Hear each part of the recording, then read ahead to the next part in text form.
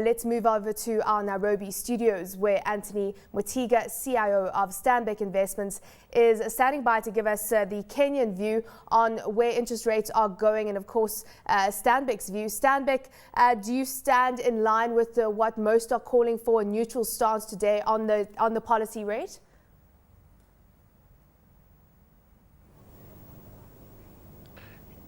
Yeah, thanks a lot. Yeah, we strongly stand by the view of a neutral stance, basing into the facts for or against a revision of that rate.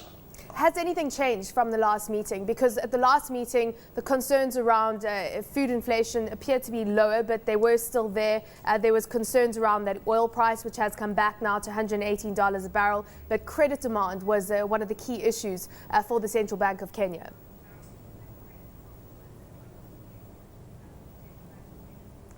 Yes. It's been only 30 days, but a lot have changed in the key economic macro indicators. But from the scratching the surface, it will look like it's time for a revision of the CBR rate downwards, mainly for three key reasons. One, as you say, inflation is down over 600 bips year to date. Interest rates have also come off over 5 percentage points, again, January to present. There's been stability in the Kenyan shilling against the US dollar and other international currencies. We are enjoying strong inflows of foreign currency, especially dollars, using the diaspora remittance numbers, which were up 54% in Q1 2012. And lastly, some of the key major commercial banks have actually revised downwards their base lending rates. So if you look at those five factors, it might call for a revision downwards of the central bank rate of Kenya. What about food prices? What about food prices?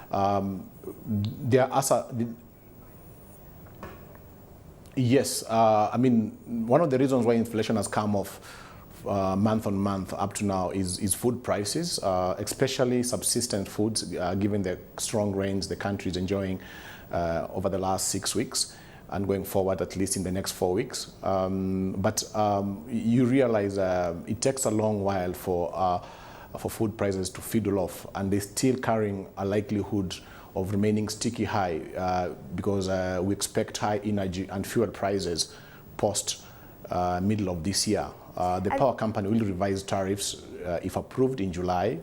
I mean, yeah. As you say, there's the power side of the equation also that one has to take into account. And Uganda yesterday choosing to keep rates on hold at 21% because of stubbornly high food prices. So do you think that the risks to the inflation picture are just too high right now for them to drop that key lending rate?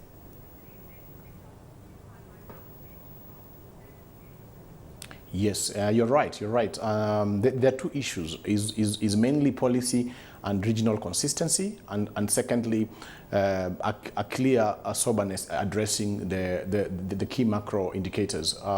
So what might force the authorities or the Monetary Policy Committee this afternoon to hold the rate where it is again, the inflation target for the country at 9% is still not achieved yet, at 13% at the moment.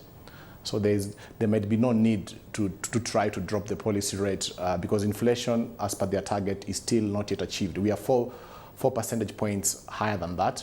Secondly, there might be a need to preserve the gains of the gains and the stability of the Kenyan shillings to major international currencies over the last 6 months.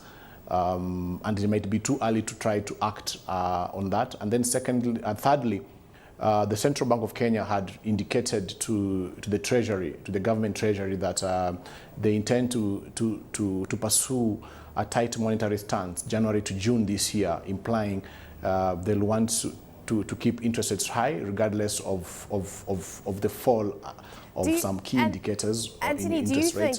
do you think that and again, Yeah. Do you think that the CBK needs to start taking note of the fact that mortgage lending has slowed down, borrowing costs are extremely high, the cost of doing business for the average Kenyan has gone up quite dramatically, and of course servicing any debt that you might have has gone up quite dramatically. Do you think that that is going to be a concern for them right now and that they need to take note of that?